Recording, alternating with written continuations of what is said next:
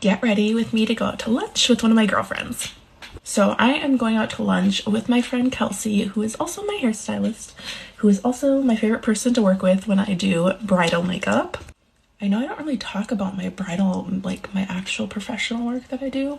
So I pretty much specialize in bridal makeup, which is a lot of fun to be like a part of someone's big day and just help them feel ultra glam and beautiful.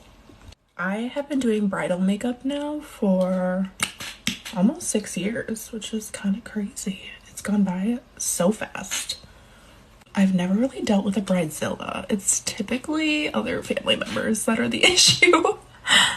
But I also love doing some mom's makeup because a lot of times it's moms who get most excited to like be all glammed up because they don't really do that for themselves, so it's super cute.